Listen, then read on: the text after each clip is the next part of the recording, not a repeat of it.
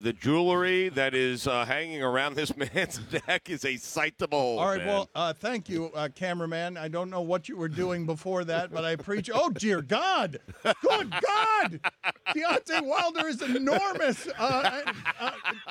Jesus. No, what? It's not surprising that you hit harder than anyone ever. Just look at you. You want some too, old man? Oh, no! Get out of here! Oh, no! Run for cover!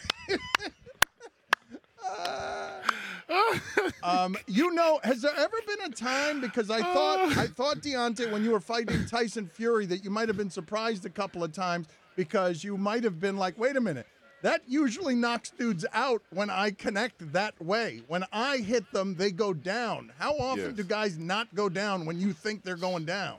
It's not often, I tell you that. And I definitely was surprised that he was getting up because of those circumstances. Of when I hit guys, I'm usually seeing them, their body always do something weird, and and they never get up, and that's it. That's the end of the fight. But when I saw him rising, from the dead, it was like I was very surprised, But inside, it's like I was jumping for joy. I was like, yes, you know what I'm saying? Because our fight, the hype was living up to the fight, and you always want the hype to live up to the fight. And being that it was a controversial decision, and he rising up, it gave people some type of expectation of what to expect for the rematch. And here we are now. And so, he promotes him getting up.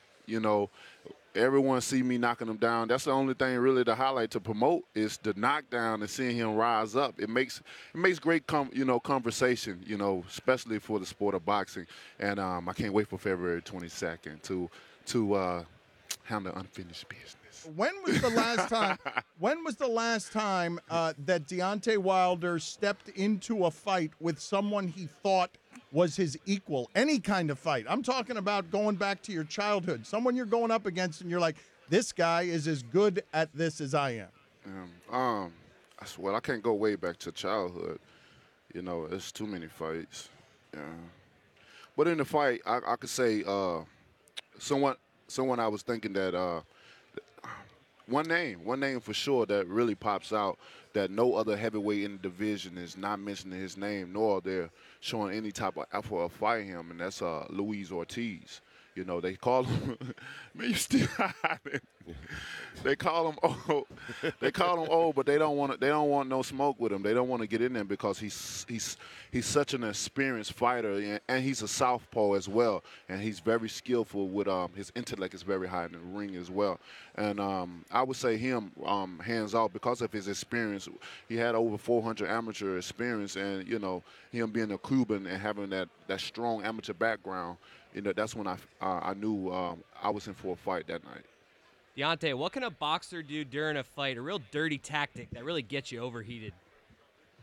Dirty tactic overheated is always him behind the head. It's a certain way that you can do it though. If the referee is on one side, you can come on the other side and tap. A lot of guys will put their another old trick, but you don't really see it. Is they put their chin in the little middle part of your neck, when you're clenching up.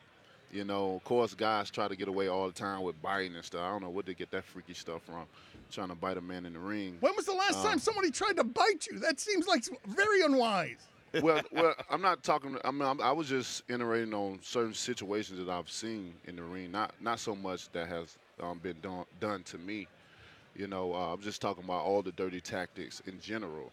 Nothing for as me. No one has done any dirty tactics to me, because everyone they're in there trying to defend their life. Man, they ain't finna risk trying to go in there and make me even madder than what I am. I'm already aggressive enough. I don't think they're in there trying to make me even more aggressive than I'm already is. They're trying to survive, and I understand it because I think about fighting myself all the time, and I was like, man, I wouldn't want to fight myself because of the power that I have. It's amazing.